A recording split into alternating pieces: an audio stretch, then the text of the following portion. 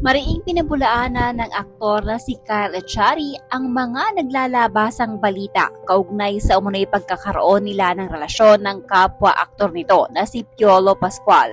Makaraang mamataan ng ilang beses ang dalawa na magkasama.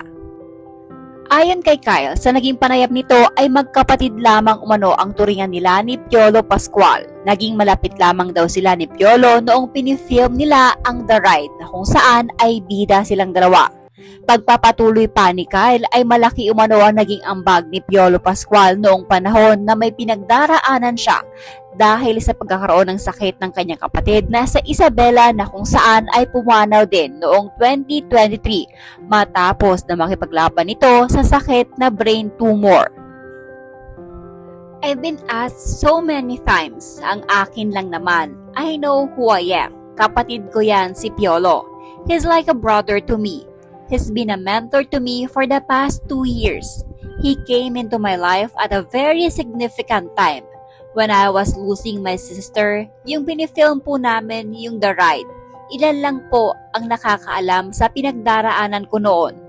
He was one of them.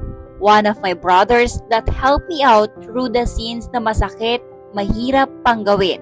Kasi may pinagdaraanan nga po ako doon sa kapatid ko. I never really have to answer what the people say. Mali naman po ang iniisip ng mga tao. May masabi lang eh. Pero kapatid ko yan si Piolo. Hindi ko po siya tito kasi para po talaga kami magkapatid. He is a brother, a best friend of mine. Ano man ang isipin ng tao sa kanila na po yan.